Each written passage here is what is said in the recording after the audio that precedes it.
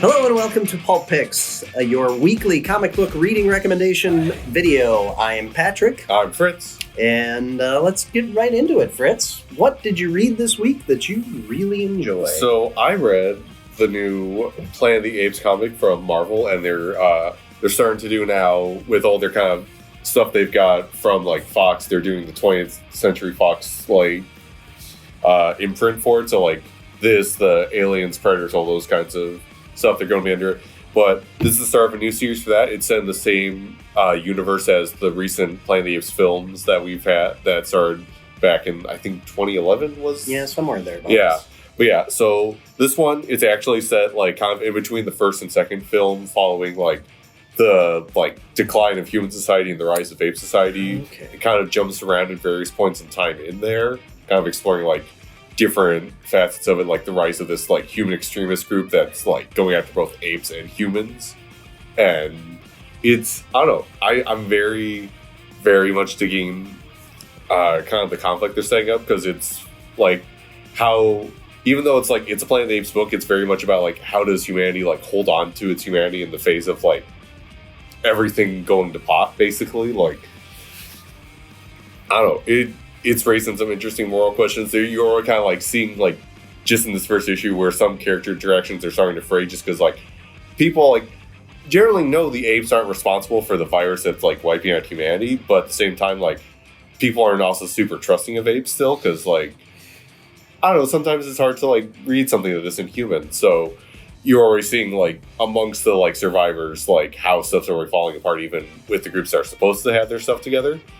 So there's that. The apes are, they're not sinisterly, but like they've got their own like plans. Like this issue ends with the apes being like, yeah, we can't trust humans. That's a bad call to make, and it's going to be interesting to see if that's the right call to make, or if it turns out that the answer all along was that we should all be peaceable and not like screw each other over. Considering where those movies go, I don't know if they're going to learn the lesson. But I don't know. I've been told I'm good at picking books that are about like things becoming a train wreck.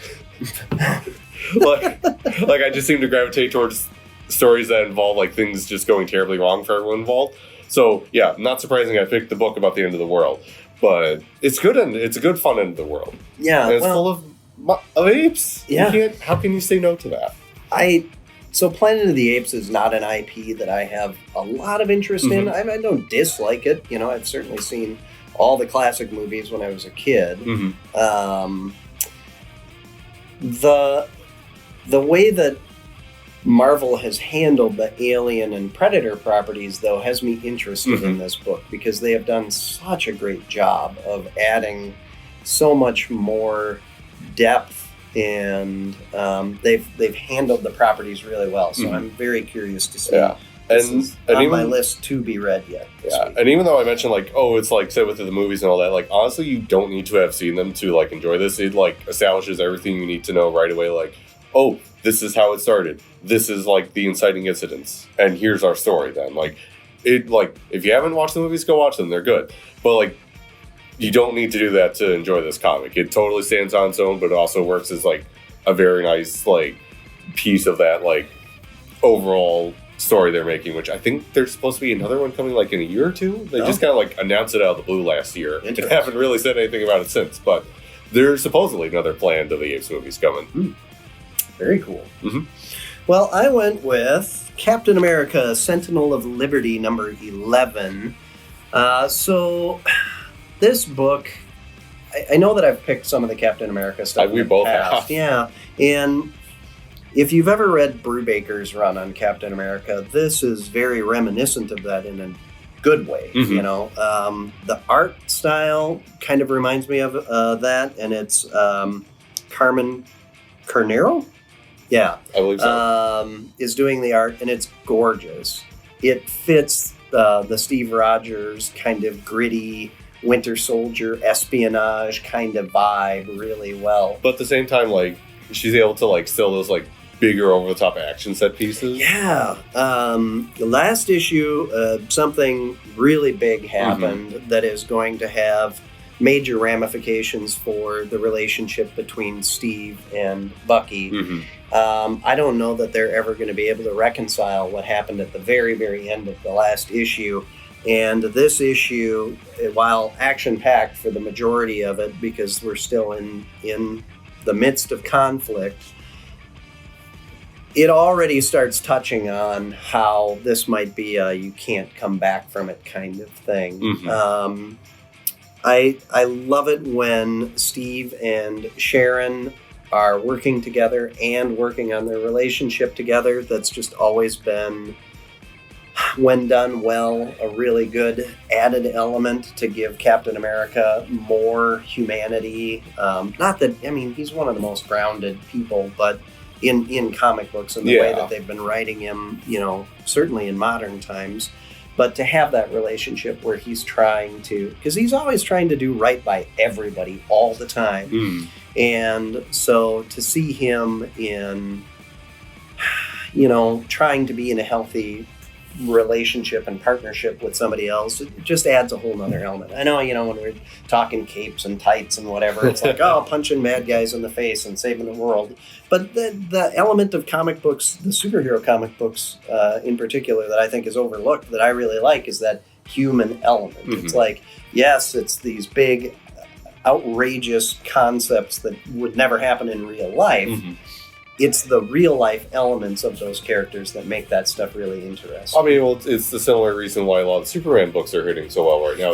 It's a lot about the family dynamics of, like, everyone's got superpowers, but they're still, like, a family. Yes. And you've got to, like, have those, like, you've got your sibling squabbles, you got your, like, parental relationships. So, like, having those, like, very, like, understandable human beats, like, is what all the, like, fantastical superhero stuff is, like, grounded on. Yeah, when it's done right, that's what's best.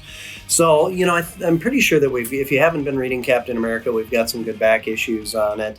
But this one in particular was great, and then this is a good spot to jump on because you will understand one of the major plot points going forward by just picking up this book. And because I think this is also the last issue before the upcoming, like, crossover between the two Captain America books, right? Yep. That's coming up very soon, and I'm excited for that one too. But yeah, Kelly and Lansing have been doing a really great job on this, and I know I was excited to see what they were going to do, because sometimes those writing partnerships are books that I really like. The Abnett and Lanning, Nova, and Guardians of the Galaxy, the Demantis stuff. Giffen Justice League stuff in the 80s. Yep. Some of those writing partnerships are great, and these two guys have been writing together, I guess, since college. For a while now, yeah. And I guess they, once a week, they have a number of hours that they sit down and just force each other to write short stories and stuff. So, but it works really well, and sometimes I think, having a team, you're hitting kind of more of those finesse points. And this is just really well done all the way around. The art, the storytelling, everything. Well, we're short person today, so we decided to come up with a consensus pick, and we decided to do something a little different this time. So, Fritz? Yeah, so our consensus pick is the newly arrived Batman Failsafe collection of the recent Zdarsky run on Batman.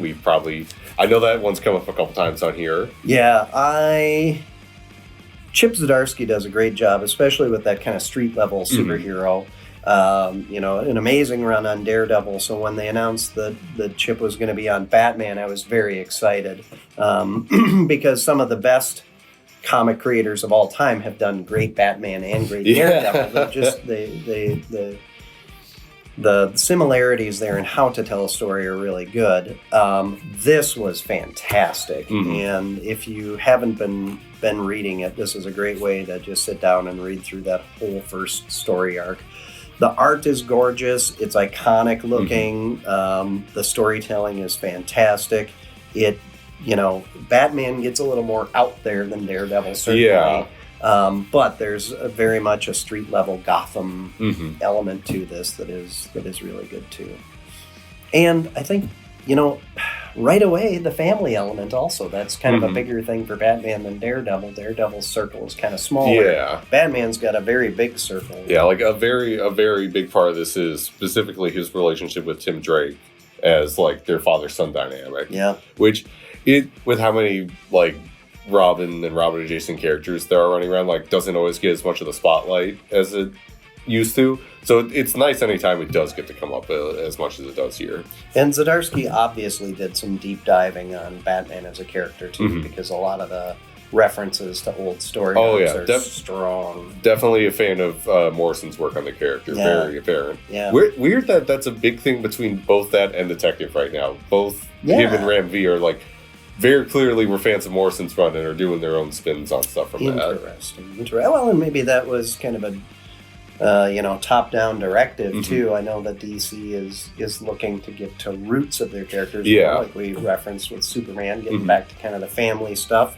Maybe they, singled out Grant Morrison's run as being kind of where they wanted to get the vibe from. But yeah, it's fantastic. Pick it up. We've got copies here for you. So, well, thank you very much for joining us today. Be sure to follow, like, subscribe, do all that stuff that all the other places ask you to do. We will be back again next week, and stop on into the shop here in Mankato if you get the opportunity. We would love to see you in person as well. Thank you very much. Have a great week.